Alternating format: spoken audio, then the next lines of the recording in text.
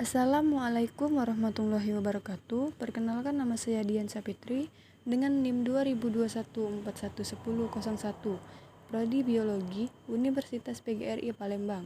Baiklah, di sini saya akan menjelaskan tentang membran sel dan sitoskeleton. Membran sel adalah sebuah struktur selaput tipis yang menyelubungi sebuah sel. Fungsinya itu sebagai pengontrol keluar masuknya zat, sebagai pelindung, dan sebagai reseptor. Struktur penyusun membran sel terbagi menjadi 3, yaitu 1. Lipid memiliki 2 bagian, yaitu hidrofilik terdiri dari glukosa fosfat dan gugus tumbuhan seperti koli. Hidrofobik yaitu bagian yang terdiri 2.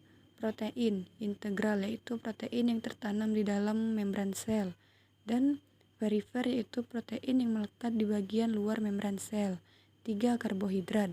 Glukosa ditambah lipid akan disebut dengan glikolipid, dan glukosa plus protein akan disebut dengan glikoprotein. Selanjutnya, transportasi zat. 1. Transport aktif adalah transfer yang membutuhkan energi. Endositosis adalah proses masuknya zat ke dalam sel, dibedakan menjadi 2, yaitu fagositosis padat dan ponositosis cair. Eksositosis adalah proses pengeluaran zat dari dalam sel. Kotranspor adalah transfer melalui membran. 2. Transfer pasif adalah transfer tanpa energi tetapi dipengaruhi oleh konsentrasi zat. Difusi perpindahan dari hipertonik ke hipotonik.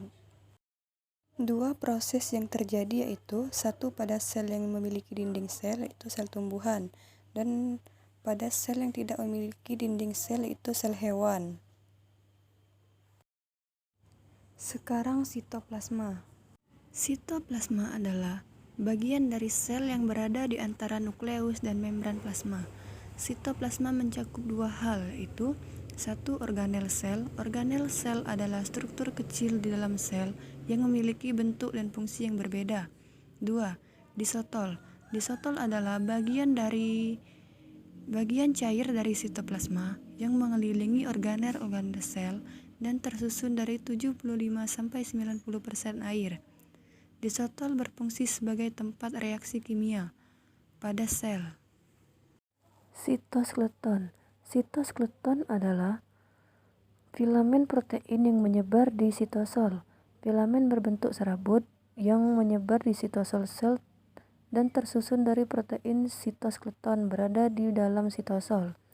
Fungsi sitoskeleton secara umum memiliki fungsi yang sama dengan tulang-tulang pada tumbuhan, yaitu memberi bentuk pada sel. Sitoskeleton pada sel dibagi menjadi 3, yaitu 1. Mikrofilamen adalah jenis sitoskeleton paling tipis, terletak di pinggir sel dan tersusun dari protein aktin dan miosin.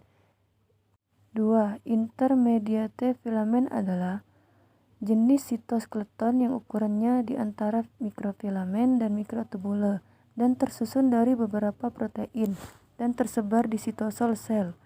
Intermediate filamen berfungsi untuk menyokong dan mempertahankan bentuk sel dan untuk mempertahankan posisi organel di dalam sel. 3. Mikrotubule. Mikrotubule adalah jenis sitoskeleton yang tebal dan besar, tersusun dari tubulin, yaitu berbentuk yang isinya rongga kosong seperti pipa. Mikrotubule ini akan keluar dari organel sel yang namanya sentrosom, lalu akan berfungsi dalam menarik kromosom ke sisi berseberangan saat terjadi pembelahan sel.